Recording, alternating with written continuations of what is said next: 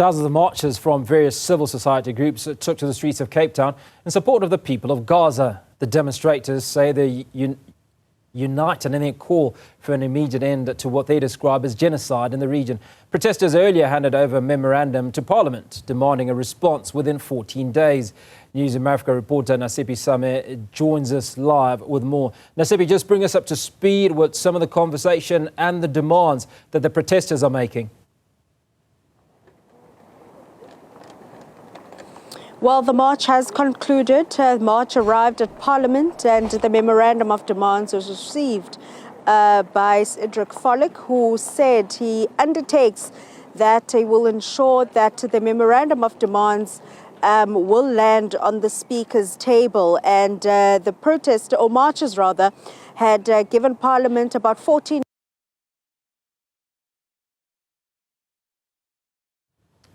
for Parliament, government demands that you have.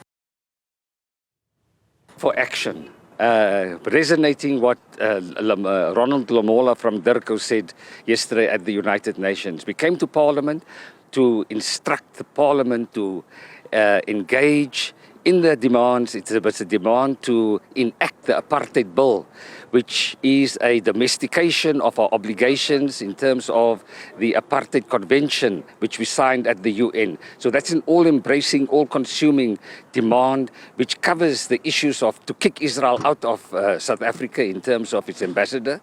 The president must sign it with immediate effect. We must stop all trade, coal, arms to South Africa.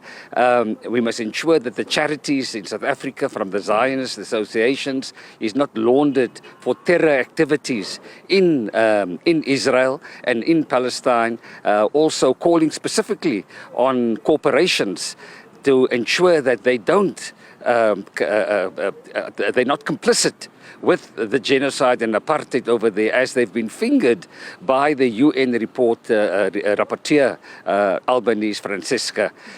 We also call for a complete cultural, academic and sports boycott for Israel to be kicked out of FIFA.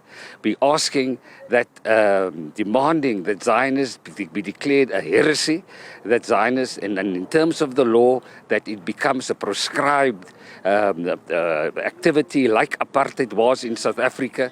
We're also saying that they must invoke, South Africa must, these are demands at the parliamentary level.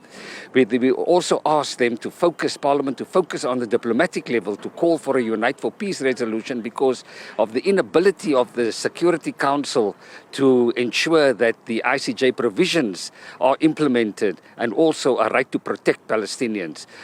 These are the calls that were made by Palestinians and we're heeding those calls. Prof, some of these demands are not new, particularly the ones where the call to government to cut all ties, to cut all diplomatic and trade ties. Yeah. Those are not new, and also some of the demands that you've listed here are not new. What do you make out of the fact that, you know, almost each and every year you will be taking to the street to protest or to march to Parliament in having government to heed to these calls? Yeah, you know, these protests work. Resistance worked. And if you look at what's happened in Europe, for years and years and years, with hundreds of thousands of people in the streets, the governments did nothing in terms of the recognition, although it is full of issues around Palestine. Then now they are responding to those calls, and they must respond better. Sometimes nothing happens for many years, and then a lot of things happen in a few days, and that is what we're working on. We're going to keep on mounting the pressure. You know, the protests here, the Palestinians are telling us that it gives them hope. It gives them, it resurges the energy in terms of resistance, and that is one of the effects of it. The demands are different in that we are tightening the demands.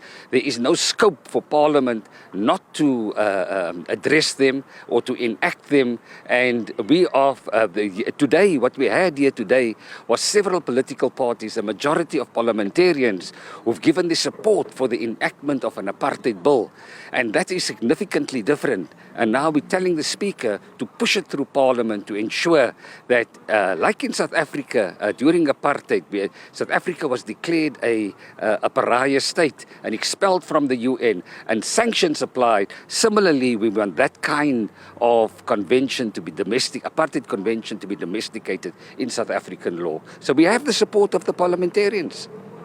And for those sitting at home questioning or wondering, why is there such an interest from Cape Town or South Africa in what is happening in Gaza at this moment? Yeah. Thousands of people have died as a result of the conflict there. Yeah.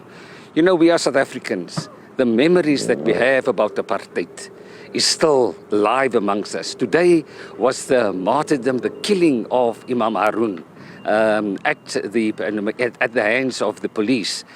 Today, this month is also the cruel murder of Steve Biko. When we passed Desmond Tutu's, Desmond and Leah Tutu Foundation, it evoked the memory, almost as if Desmond Tutu was speaking to us. We cannot be silent in the face of oppression. Silence means complicity. So that is our history, that is our DNA as South Africans. Our values, our moral and legal values have been shaped and formed in the crucible of an anti-apartheid struggle, an anti-colonial struggle, and the anti-segregation struggle, and anti-slave revolt. So that is who we are, and we say never again for anybody, anywhere, when it comes to apartheid and genocide. This march was a call of action, and you have given 10 demands to government and parliament to act. Yes. What happens if they don't respond favorably in the next 2 weeks? What they say that they're doing is that they will respond favorably, but what they do is an inaction, and we must cover that breach. But even Lamola is saying we must have more action, and so the calls are for us to be much more disruptive and in our attempts to do here, especially with Glencore, especially with Amazon. It's the corporations that are problematic here in enabling a genocide and facilitating and buying into an economy of genocide. And that is what we're targeting, the